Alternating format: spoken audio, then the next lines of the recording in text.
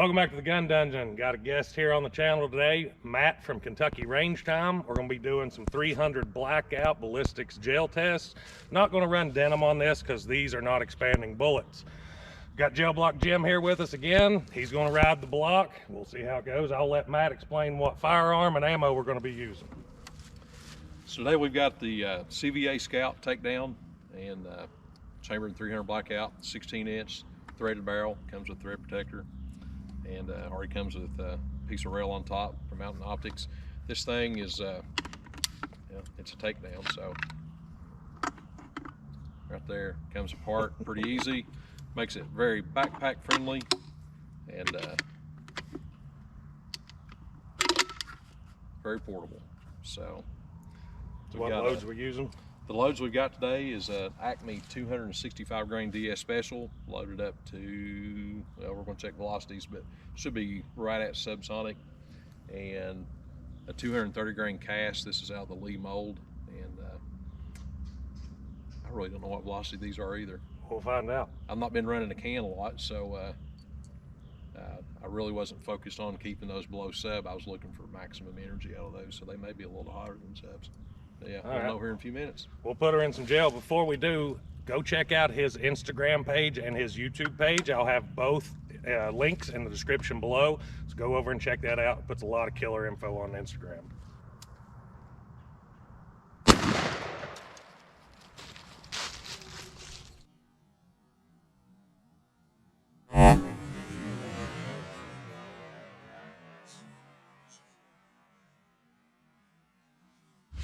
So there's a chrono results from the 265 grain bullet, 1,013 feet per second. Jim sitting right there, didn't move a whole lot. Got a pretty straight line wound track through here, and she zips all the way through both blocks, no problems.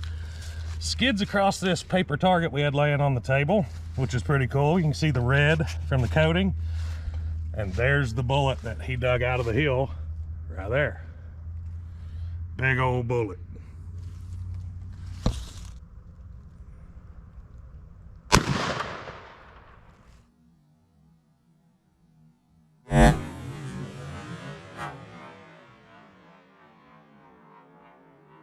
So there's the velocity, 1,095 feet per second for the 230 grain cast. Matt, with his precision accuracy, put them right in the same hole, but we did get a separate wound tract here. It separates out. It looks like a tumble right here.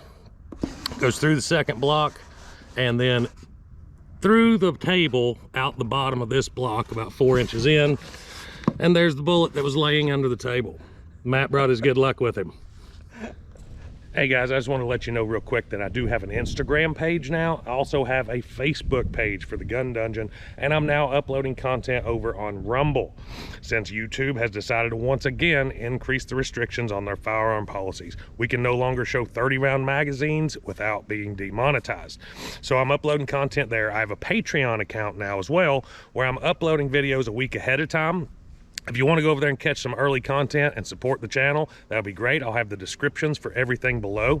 Also, don't forget to actually hit like and subscribe. 95% of my views come from unsubscribed viewers. It does help the channel, helps the algorithms, the whole 9 yards, and that's on any platform. If you follow me on Instagram, Facebook, any of those, it helps the channel. So I hope to see you guys over on those other platforms.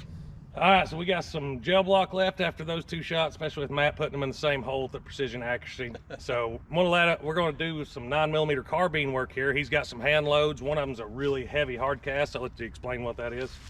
So I've got a 160 grain cast powder coat bullet here. This is my 158 grain mold for my 357 that I've sized back down to 0.356 with my 9mm sizing die.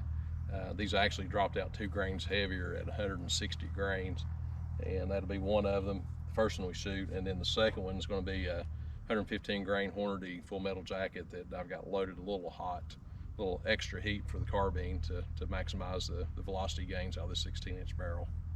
So let's send Jim for another ride.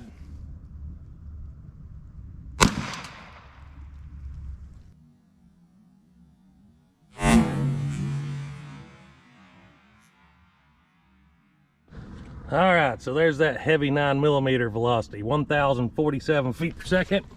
I'm not sure Matt knows how to do anything but accurate target shoot. He keeps putting them in the same hole.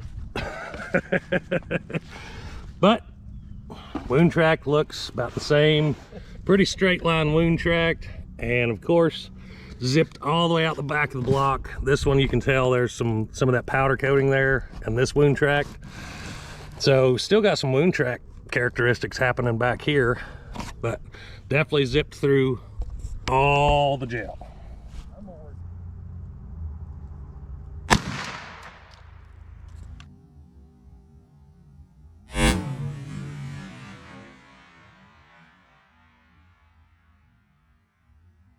All right, 1,366 feet per second. And I want you to look.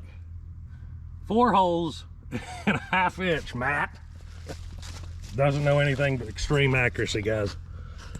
But we do have a little bit of a wound track. They're all kind of blending together now. Couldn't imagine why, but check it out.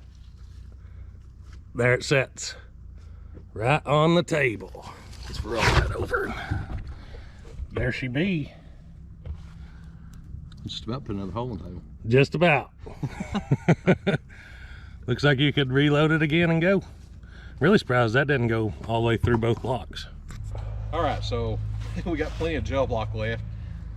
Didn't really mess up that first block at all. So we went back, dug out a 110 grain nozzle of Armageddon, 110 grain Hornady VMAX, and 180 grain Hornady, I think it's an AMAX, ballistic tip. I got 3 different ballistic tip bullets here. We're gonna run those out of this CVA Scout and see what they do, if I can hit a different hole. 110 grain Armageddon, 300 Blackout.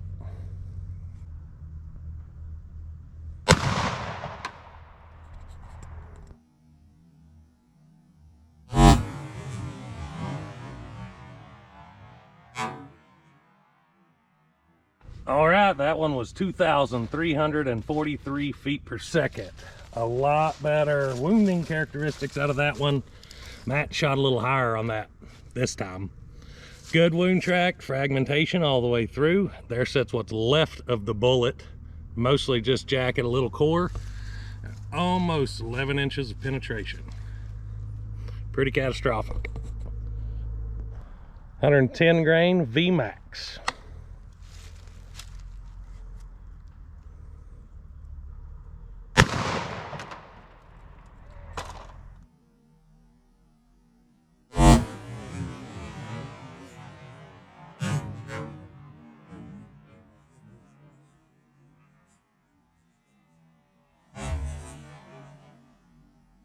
There's our velocity, 2376, and Matt put that one in the same hole again. You can see some more fragmentation though, a lot more burnt wound track. I'd say those acted pretty close to the same because our bullets look about the same and went about the same depth. We got almost 12 inches of penetration out of that one, so a little bit deeper, not a lot. Both actually look like they acted the same in gel. So a little heavier, 180 grain AMAX.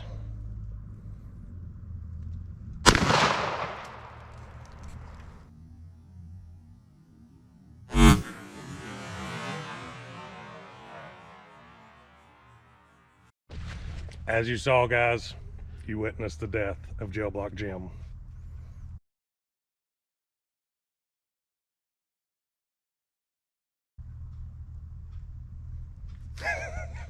The show must go on. That's what he would want. So we're gonna put another one into the jail. Go again, 180 grain Hornady AMAX. Gemless.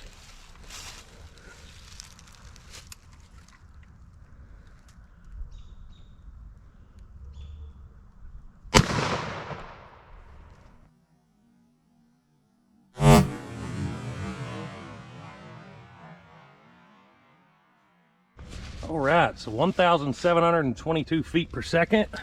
A bit faster than that. It's gonna be this top track right here. You can see the red tip. Pretty good wound tracked, especially for a heavier bullet in 300.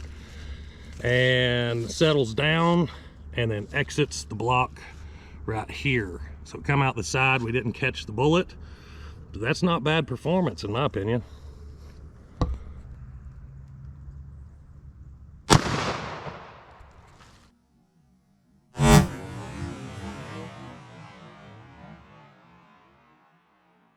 It's 1,787 out of that one. Now we're starting to get really clogged up on our wound tracks here, but it's the second one down, not the fatal gem shot.